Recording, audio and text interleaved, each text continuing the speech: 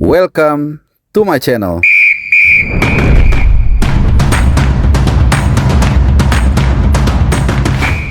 Ya, halo, selamat hari Jumat dan juga selamat datang di channel Bung Harpa. Apa kabar teman-teman semua? Mudah-mudahan semuanya dalam keadaan baik dan happy.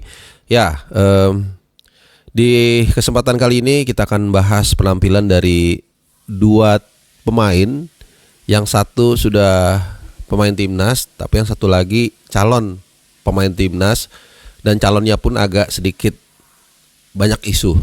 Nah, kita akan bahas dua penampilan dari dua pemain, yaitu Mads Hilgers dan juga Kevin Dix yang semalam tampil di kancah Eropa, satu di Europa League dan satu di Conference League. Mads Hilgers tampil di Europa League, sayang ya kalah timnya 2-0 dari Lazio lewat gol Pedro di babak pertama dan juga gol dari Gustav Isaksen di akhir babak kedua.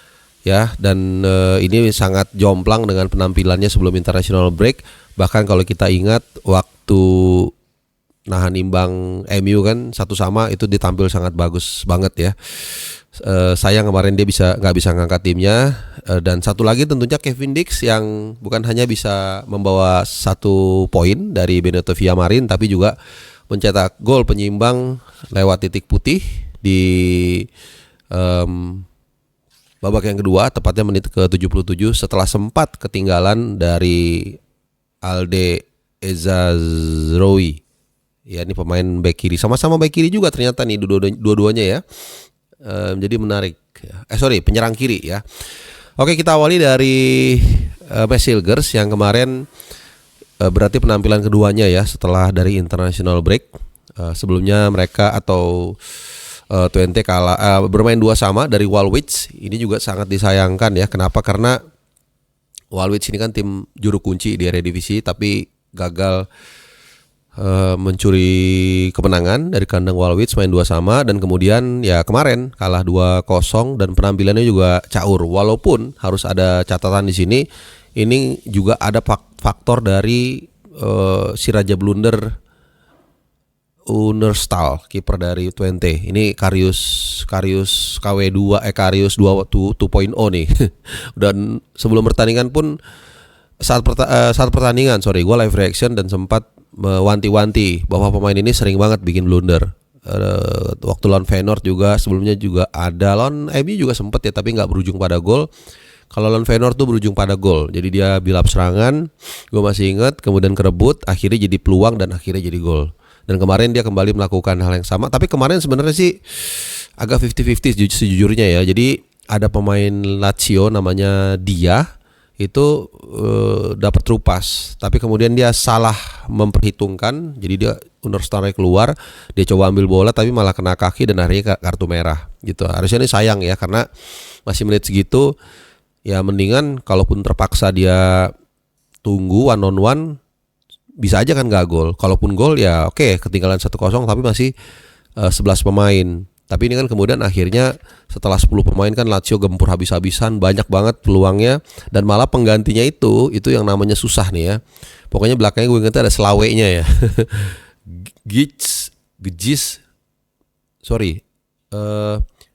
Pizem Zlawetiton. Namanya susah lah pokoknya. Ini malah penampilannya bagus ya. Terutama setelah dia masuk, Lazio kan ngepung terus ya, nekan terus, banyak peluang banget. Mungkin babak pertama aja ada 3 atau 4 gue rasa ya, dia melakukan penyelamatan. Pokoknya bagus, lumayan lah.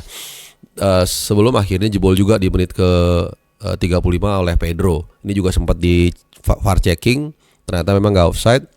Dan kemudian yang gue bilang tadi, ya pemain main 10 orang, kemudian ketinggalan 1 gol, akhirnya mereka kembali kebobolan Twente ya di menit ke 87. Dan golnya Isaksen itu juga ada andil dari Hilgers ya, yang menurut gue dia telat nutup areanya ketika dapat serangan balik. Jadi ini mirip ketika gol China yang kedua kalau nggak salah, agak mirip ya. Walaupun di timnas kita sempat berargumen itu karena dia terlalu tinggi. Kenapa? Karena membantu areanya Asnawi yang kurang maksimal gitu. Tapi kalau kemarin sih nggak ada alasan, memang dia telat untuk membaca pertandingan atau permainan, sehingga dia tidak cepat mengantisipasi turun dan akhirnya kebobolan yang kedua dan selesai. Ya, ketinggalan 2 gol, kemudian hanya 10 pemain, ya udah selesai. Ya, dan di SofaScore juga kalau kalian lihat dia salah satu pemain yang nilainya paling rendah gitu. Tapi tetap semangat ya Mesilgers ya. Ini hanya penilaian faktual, bukan berarti kita menghujat Anda gitu ya. Semangat Mesilgers. Nah kita kedua, ini last but not least yang paling penting, gue akan mengulas permainan dari Kevin Dix sedikit dan juga tentunya update berita soal proses naturalisasi. Nah jadi kemarin itu solid. Kalau Copenhagen mainnya solid, walaupun Betis itu sangat luar biasa agresif ya. Walaupun gue nontonnya 2 layar nih, ya nggak gampang juga ya. Satu kecil, satu di TV.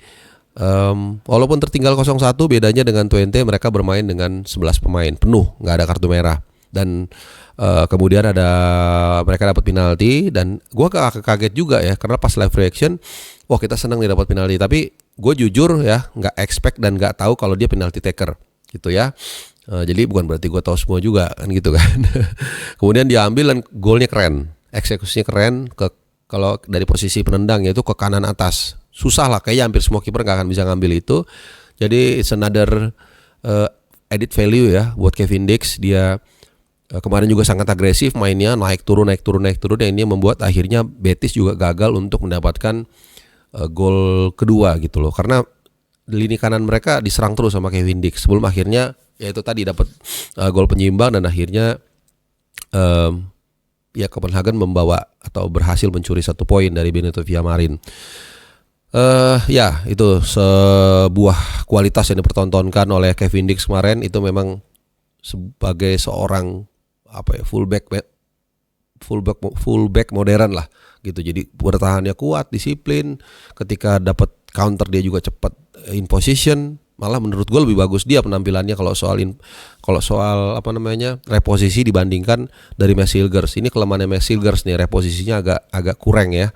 Dan yang kedua itu tadi eksekusi bola-bola matinya juga bagus. Bukan tidak mungkin Kevin Dix juga punya kemampuan untuk mengeksekusi free kick ya. Dan ini bisa jadi alternatif karena mungkin katakanlah lawan mungkin nggak terlalu paham atau nggak terlalu familiar dengan kecenderungan gaya tendangan dari Kevin Dix ya kalau nanti sudah bergabung dengan timnas. Nah ini dia nih, sayangnya dari info terakhir mungkin sebagian kalian udah baca ya dari beberapa platform, tapi gue tekankan di sini memang info yang beredar itu alasan utama adalah karena transisi kekuasaan ya, karena DPR juga masih kasakusuk untuk membuat komisi lah. Kemudian kemarin juga persiapan pelantikan presiden kan, Pak Erick Thohir juga pastilah namanya kabinet baru.